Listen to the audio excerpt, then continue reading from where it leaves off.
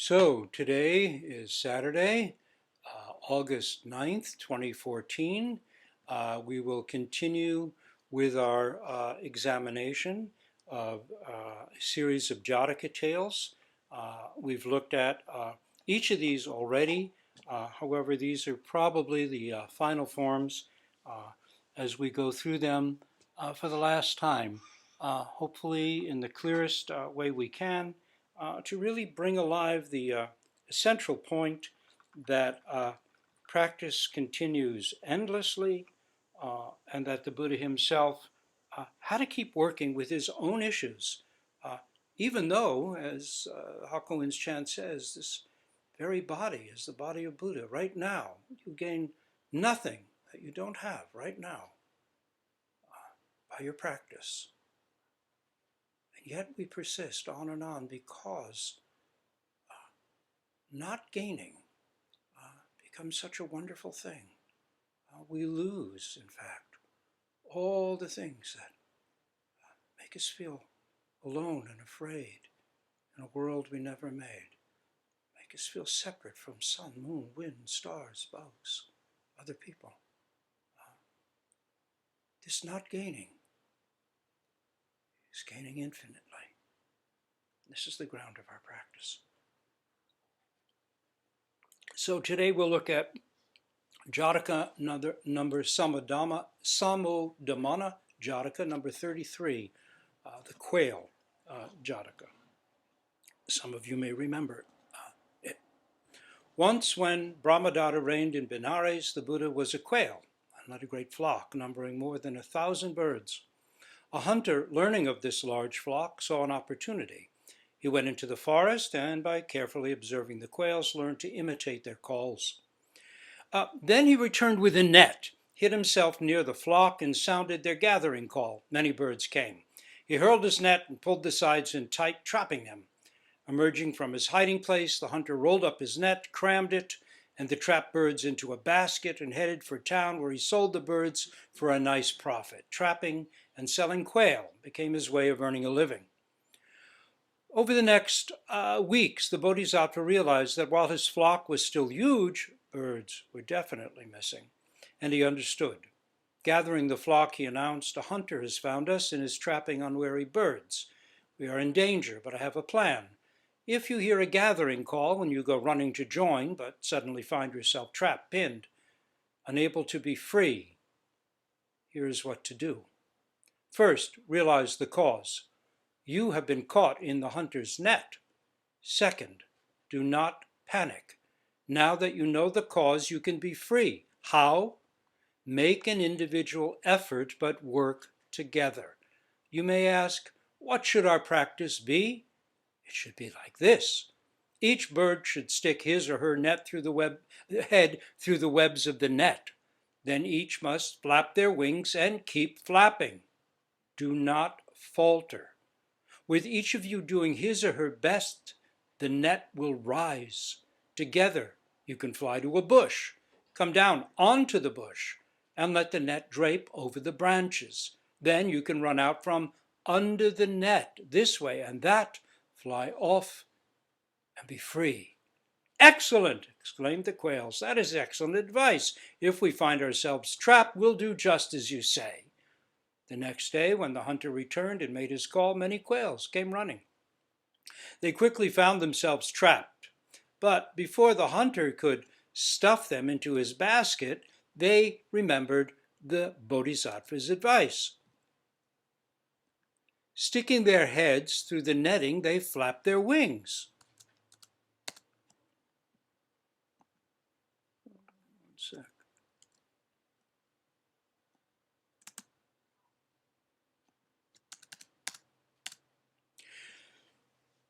Dumbfounded, the hunter watched his full net rise up, carried by the birds' combined efforts. By the time he got to where they'd come down, he found his empty net tangled on a thorn bush, the birds gone. It took him quite a while, too, to untangle his now damaged net and repair the rents and tears. Day after day he returned without birds and with his net in the same sad state. His wife said, "You're gone all day and return empty-handed. I suppose you have another household in town that you now maintain. He looked up from repairing his net. Very funny. That must be how it is.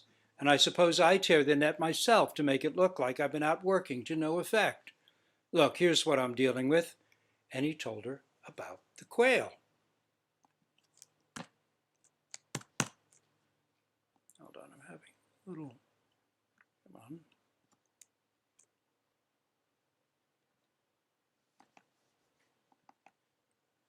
Hold on one second, I'm sorry. I'm having a little, there we go. And he told her about the quail. That is remarkable, she said. Somehow the quail have learned to work together. It can't last.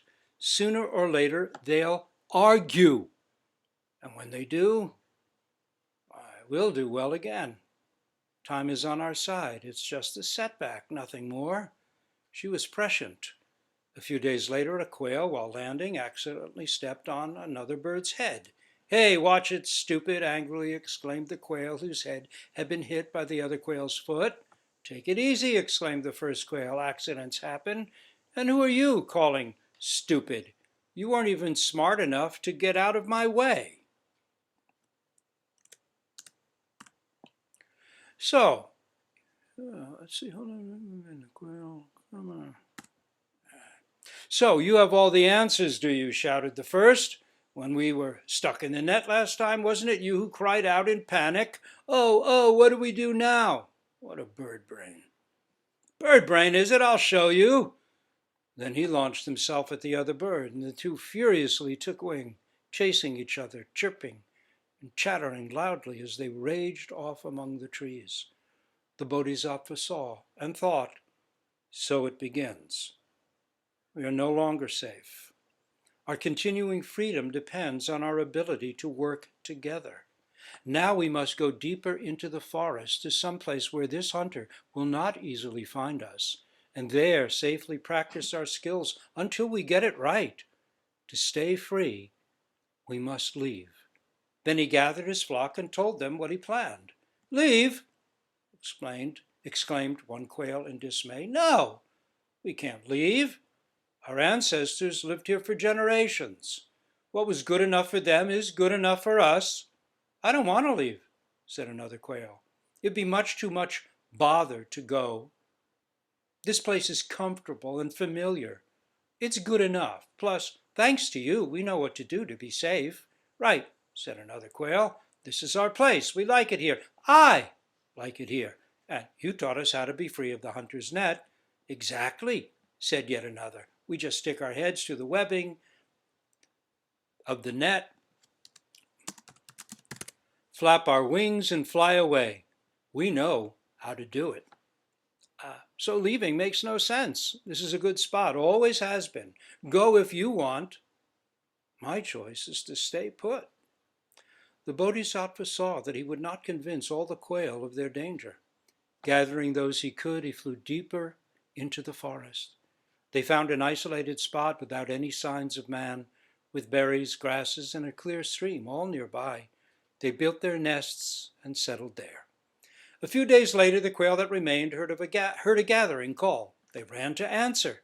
Darkness settled upon them, and they found themselves pinned. There was terror, panic. Then one quail called, Remember, it's just the hunter's net. Do as I say, and we will be free. When I count to 3, we'll flap our wings. Then we'll lift the net, fly away, and leave it tangled on a bush while we run out from under and fly to freedom. Ready? 1, 2, hey! Shouted another quail. Who put you in charge? Yeah, exclaimed yet another. I don't remember any vote. I should lead, shouted another. The last time the nets fell on us, I flapped so hard, the dust rose to the sky. I'm strongest. I'll give orders. Bah, snorted another quail. My voice is clearest. A leader needs a strong, clear voice with resonance and tone. When I speak, you'll all hear my commands. You won't miss a thing. I don't gobble my words like that other featherbrain. Now, everyone, get ready to flap. 1, 2, listen to me, shouted the first quail. No, me, shouted the second. No, me, yelled the third. While they argued, the hunter came, rolled up his nets with the birds inside, crammed them into a basket, and carried them off. Deep in the forest, the wise quail and his flock continued to perfect their practice of settling disputes as they arose. Because they always worked together, they were never caught, but stayed free. That's a very simple little Jataka. Let's take a look at it from the ground of practice, rather than, that's a lovely story. Let's look at it, how it connects with what we actually do with and in our practice. So Zen Master Muman, says in a verse in the Muman Kan, Gateless Barrier, if you argue right and wrong, you are a person of right and wrong. In arguments, you may even be right. You may win the verbal battle and have your correct view vindicated, but you may still have lost something nonetheless. What is that? Of course, there are times when we must work hard for right or beneficial views to be upheld, and wrong views, selfish, narrow, destructive ones, cast out. Almost every narrative, from fairy tales to hard-boiled thrillers, explores our hope of putting this ancient pattern in place. The good guys win. Mordor crumbles. The private eye who risks it all at last uncovers the real killer. When such things happen, we smile. We are satisfied. When truth wins out, we should smile. We should get up and do a little dance. Though this desire to see the world clarified, all things truly identified, is deep and universal, a kind of fundamental configuration of the psyche, it doesn't happen often outside of stories. When it does happen, why not celebrate?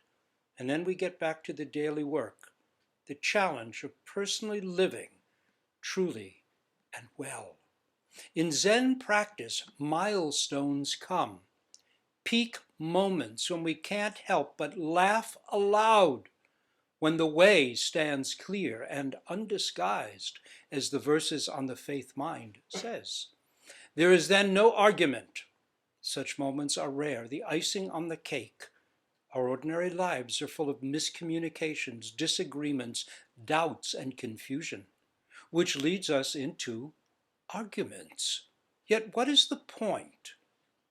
What do we gain? What gets lost or overlooked? What are the results?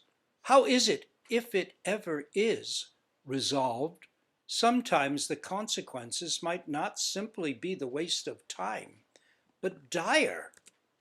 Master Nan Chuan found monks of the eastern and western halls arguing about a cat.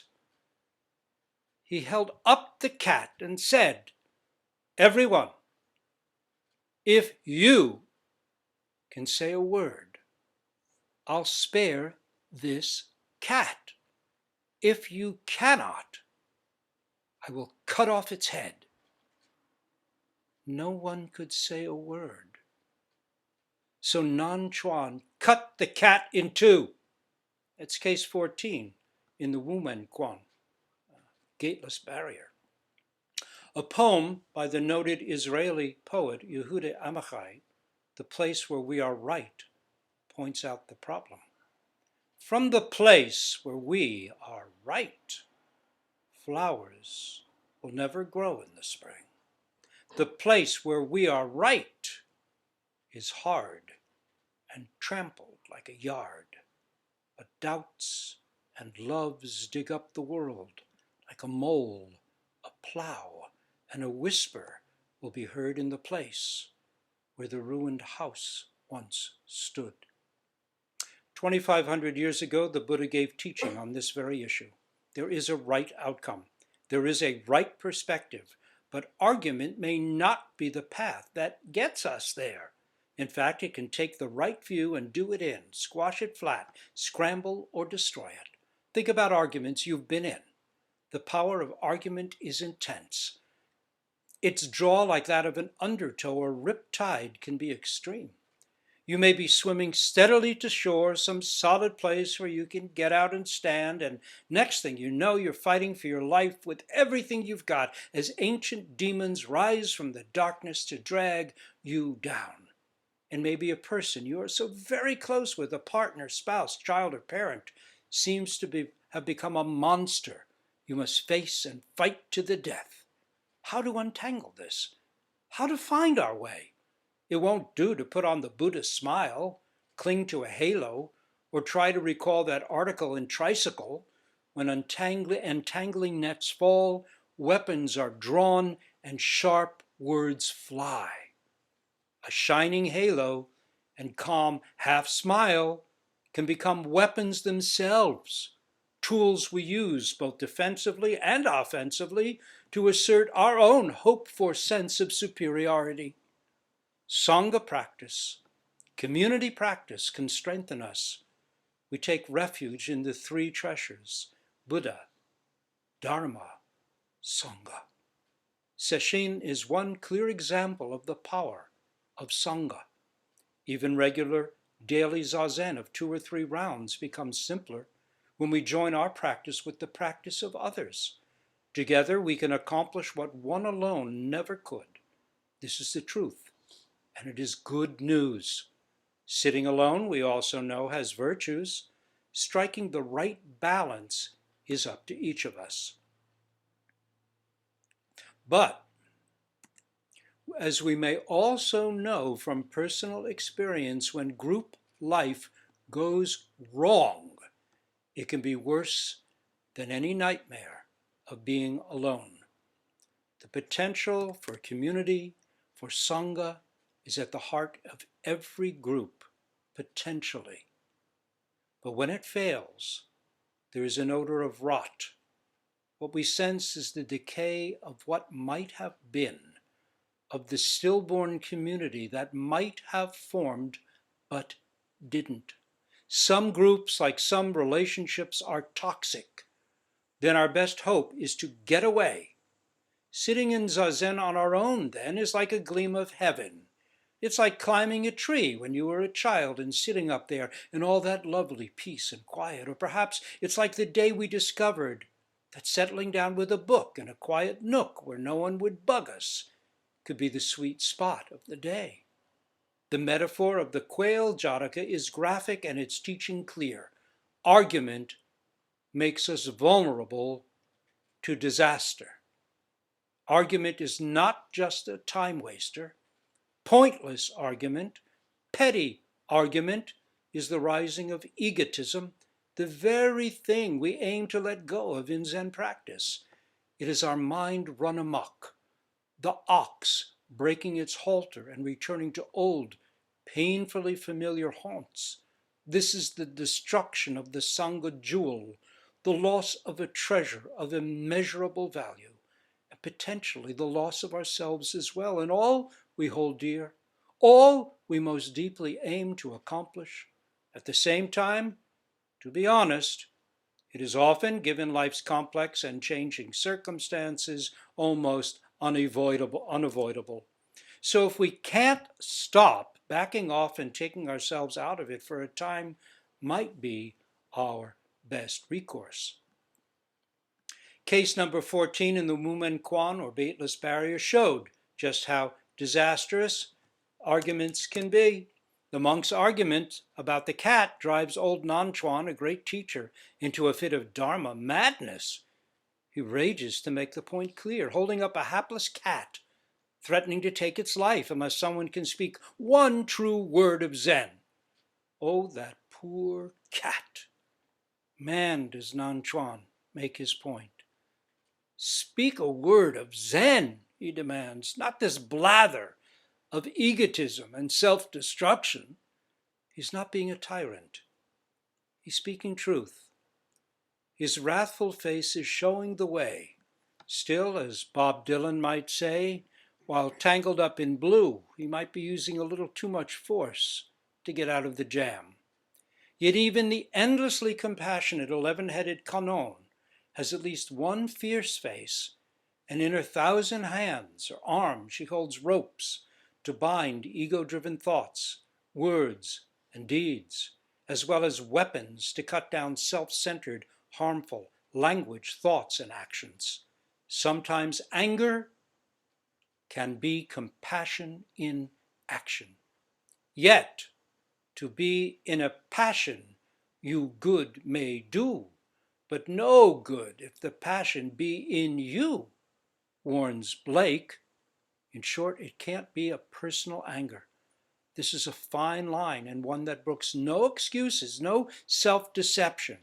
The blade cuts both ways. To wield it takes skill. And what is the essence of skill? It is selflessness. Here's our task in a nutshell. Here's our work. It's not enough to sit on our mats in a Zendo and experience calm, steadiness, silence, and peace, as good as those things might be. And they are good. Without them, chaos and violence and anxiety reign, and we are at their mercy. But we must stand up, walk out from the Zendo, and actualize the way, not just talk about it, and not just make the Zendo or a Zen center our place of refuge from a crazed and crazy world full of crazed and crazy people. We are the way. This very body, the body of Buddha, it is not outside us. It is not something to point to or proselytize for. If we are the way, how do we respond when alternate views clash with our own? When others' entrenched perspectives collide with our own deeply held and cherished beliefs? What does nonviolence mean? Surely, saying some form of it's all one and just letting it go won't do. That might work when it's ego versus ego in a domestic squabble, and a base of love, respect, and trust is already in place, just perhaps momentarily hidden. Then some form of mutual, okay, let's settle down. If we're arguing like this, then I'm wrong and you're wrong, we're both wrong, let's call a halt, might help realign us with something more than me against you, my view against yours. But how about when the issue is climate change,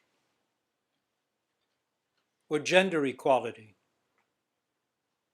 or Wall Street bailouts, or health care, or government shutdown, or gun control, or evolution, or the perpetual Mideast crisis? Jonathan Swift, author of Gulliver's Travels, was outraged by our proclivity to take pet beliefs as gospel and become willing to not just legislate or have discussions, but to kill others who will not see the light as we conceive it to be. His was a kind of wrathful deity, dharma anger. It was not personal, nor petty. Gulliver, in his travels, comes to a place where wars are fought over whether to open a soft-boiled egg from the pointed or round end. Each view has its adherents, and bloody wars are fought over this ridiculous truth. Here's Yeats's view of Swift's rage. Swift has sailed into his rest. Savage indignation there cannot lacerate his breast. Imitate him if you dare, world-besotted traveler. He served human liberty. That's Swift's epitaph, a translation by Yeats of Swift's own epitaph, which he wrote for himself in Latin. But that righteous outrage is no excuse for simply taking out our anger and self-righteousness on others. Dean Swift gave sermons and wrote books. He didn't physically attack those who cut their eggshells differently than he did. How quickly does our blood boil? And why? It's our responsibility to find out. Yet, to be honest, aren't there places where we must take a stand, say no or yes and be clear that we mean it. That might not mean argument. Gandhi didn't argue with the British. He fought nonviolently against them. The Warsaw Ghetto rose against the Nazis with smuggled weapons. There was no way to leave or talk a way out of it. It was not an argument. Less immensely, yet not insignificantly, quoting the Bible or a sutra as some kind of proof cannot stand against facts. The Bible says is not a foundation for anything but personal belief. Harada Roshi, Kapla Roshi used to say, honestly admitted that if it hadn't been for Zen practice, he might have killed someone. He had quite a temper. But harnessed to bodhicitta, that is the yearning to know and embody the way for the sake of all, it became fuel for his Dharma fire. He used it rather than being used by it. Yasutani Roshi was fierce, as were Hakuin and Ikkyu, as was Dogen as well, as you'll see if you read the Shobogenzo, when it came to vigorously denouncing false Dharma views and the false Dharma teachings of what they called blind shave pates, earthworms, stinking foxes, and rice bags, who professed Buddhist beliefs, wore Buddhist clothes, shaved their heads, yet had no appetite for the actual, deeply personal work of practice realization. Maybe the ones they were speaking against liked to identify with Buddhism. Maybe they wanted a roof over their heads and rice in their bellies and had become monks for reasons of security. Yasutani Roshi was especially concerned about teachers these days who downplayed realization, that is kensho, or enlightenment, or made it seem because of their own lack of insight or interest as if it was something chimerical. He saw that as slandering the Dharma, and he went after it with vigor. But he didn't argue the point any more than fire argues with paper when it sets it ablaze.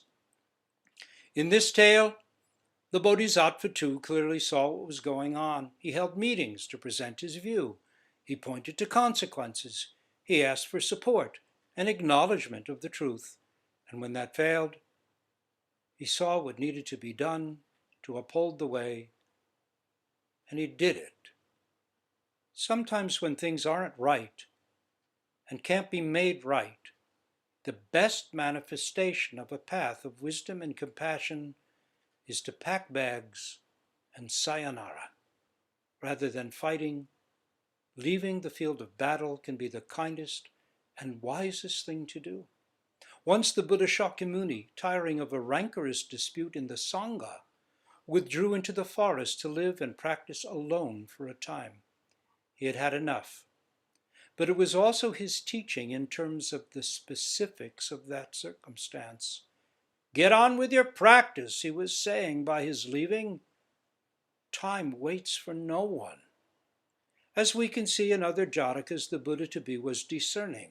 He didn't apply leaving as a one-stop shopping answer to life's dilemmas.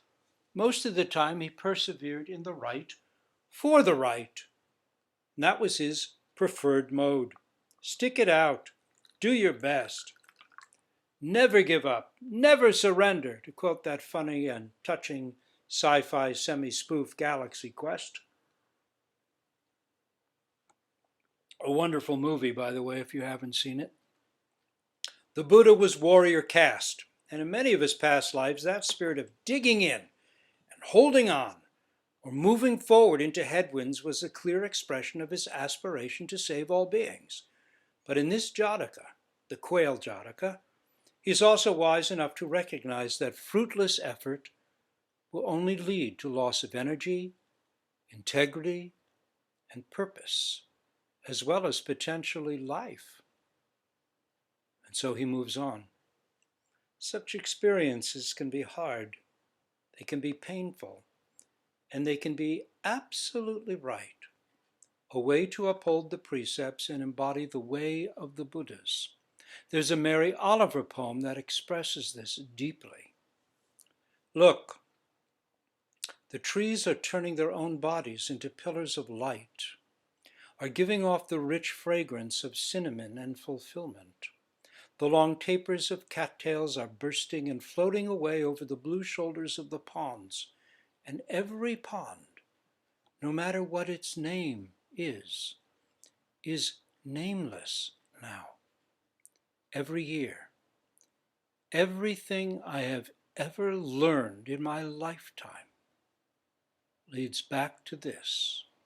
The fires in the black river of loss, whose other side is salvation, whose meaning none of us will ever know. To live in this world, you must be able to do three things: to love what is mortal, to hold it against your bones, knowing your own life depends on it, and when the time comes to let it go,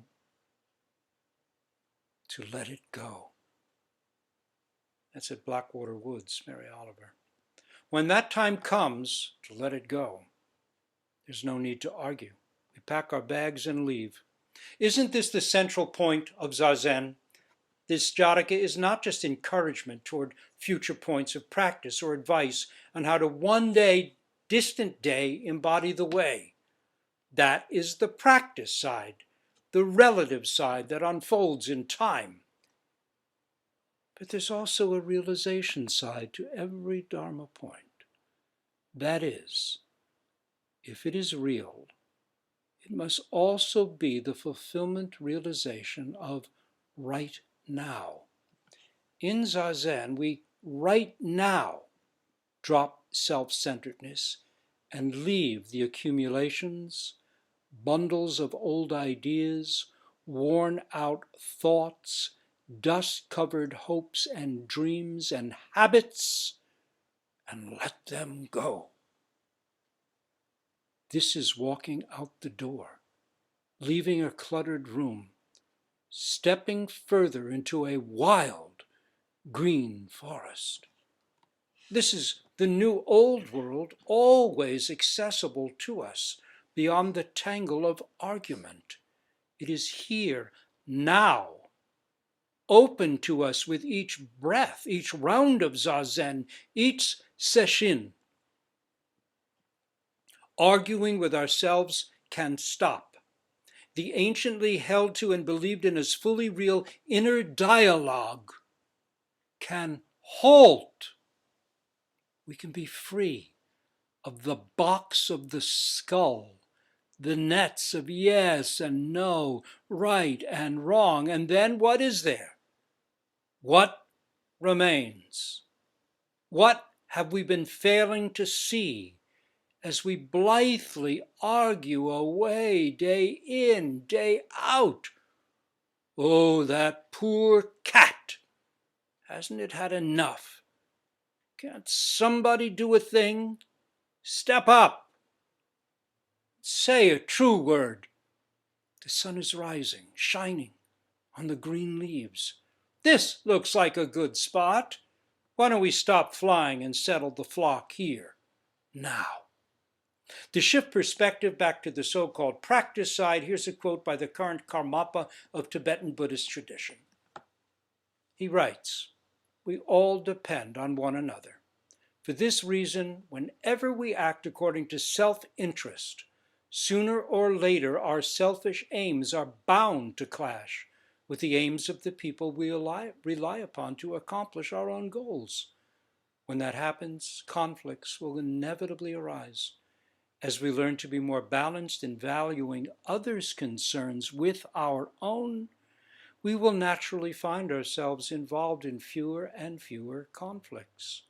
In the meantime, it is helpful to acknowledge that conflicts are the logical outcome of this combination of self-interest and interdependence. Once we recognize this, we can see that conflicts are nothing to feel shocked or offended by. Rather, we can address them calmly and with wisdom. In the Quail Jataka, the huntsman and his wife are as implacable and ordinary as death. They are worldly wise, living not just on the edge of the forest, but on the edge of cynicism, in Blake's realm of experience, the way of the world. Perhaps they've had disappointments of their own experience of how things all too usually go. Maybe they'd seen groups disintegrate and harmonies fracture into self-righteous factions. Time is on their side. There is a way of things, a natural or unnatural progression, a law of entropy and gravity, which only effort, right effort, the selfless effort we call practice can counter. Without that effort, without continuously flapping our wings, no matter how high we fly, we eventually sink back down. The hunter's patience and his wife's assurance that yes, they'll do fine in the long run is no idle boast. Their presence in the tale is like the border of that ancient Buddhist teaching device, the wheel of life. There is the wheel of life at the bottom of the spiral staircase. Take a look at it. In that dynamic image, all 6 realms of life are presented. Gods, warring titans, humans, animals, hungry ghosts, hell dwellers, all the realms and forms in which life unfolds. The 12 links of causation, psychological chains that we all create in our psyches, in our conditioned minds, are there, as are at the hub the driving forces of samsara, which means wandering, the wandering mind, which creates the world we see and know. And these 3 driving forces at the hub of this world that we see, the world of samsara that we read about in the newspapers, that we experience as we walk about and work in this world. All these difficulties and confusions stem from greed, anger, and ignorance. Ignorance of what?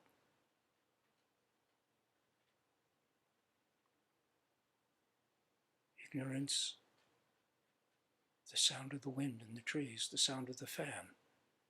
Ignorance of the pain in the knees. Ignorance of the light shining on Manjushri, reflecting off the metal of his body. Ignorance of our breath. Ignorance of the source of our own thoughts. Ignorance of non-separation, which is our true nature. Terrible ignorance gives rise self-centeredness, which becomes greed and anger. There's no way to avoid it. The only solution is to see through the ignorance. So, outside it all, the demon of impermanence on those paintings is seen calmly munching away at the wheel of life itself as if on a big cookie. The message is time waits for no one. In the end, all fall under his sway.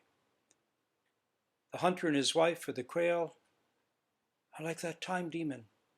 No rush, no hurry. All will come to them in time. All will dance to death's grave music. It is a vision of how humans might look to animals, wry, cynical, ordinary, and with blood-stained hands. It has the sting of truth. They're not bad people. They're human, almost sympathetic. Nonetheless, they are not a pretty sight if you are a quail. The 2 man and wife appear together in a scene within the hunter's home. The story now suddenly told from a human point of view, a realm not known to any of the quail. It's an important shift. We're not simply switching viewpoints, we're changing worlds. The story is not allowed to remain a mere talking animal fantasy. Instead, it becomes grounded, ordinary, very real. Now we're in the animal realm, now the human realm, now again in the animal. This is skillful narration. And remember, tradition holds that the Buddha himself was the tale's initial narrator. The transition seamless as a contemporary filmmaker's, moving us with camera angles and shifts of scene to enlarge our vision of the story and bring us into the actual process of the tale.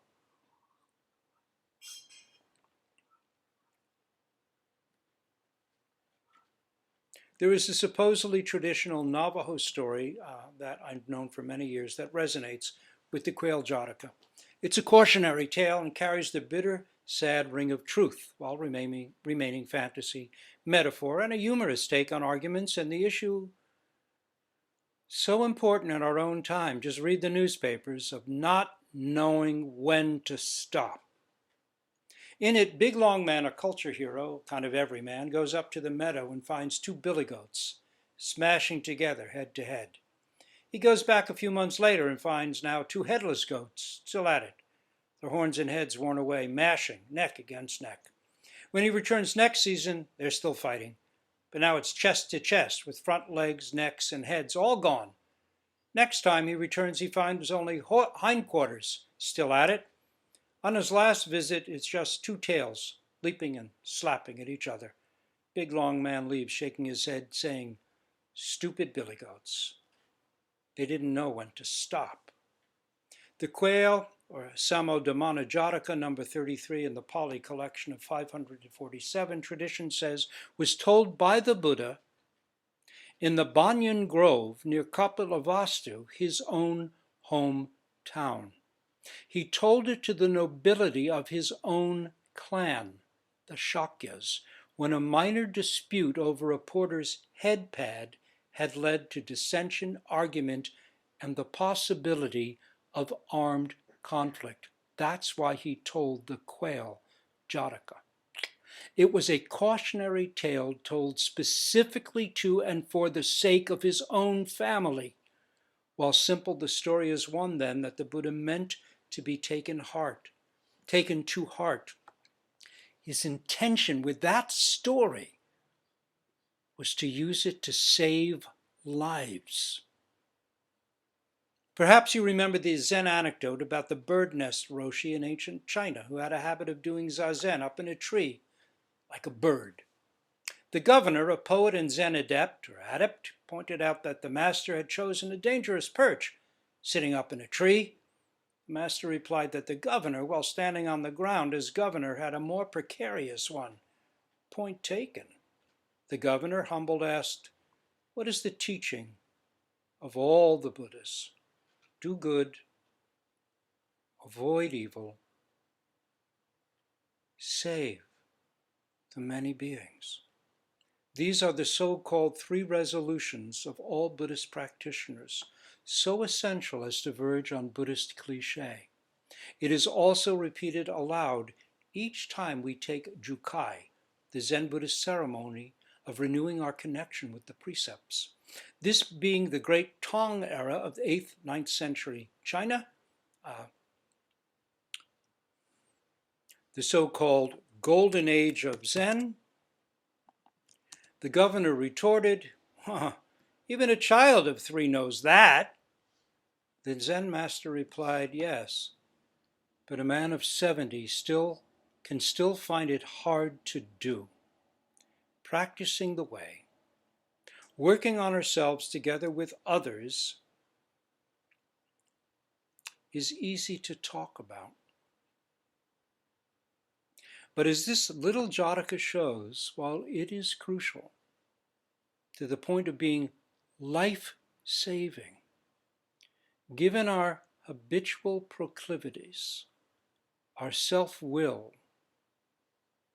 our self-centeredness, it can still be very, very difficult to to really do this very body, the body of Buddha. How will you make use of this as you go about your day? This is really difficult to do. And this is why we practice. Because 9 times out of 10, we fail every time.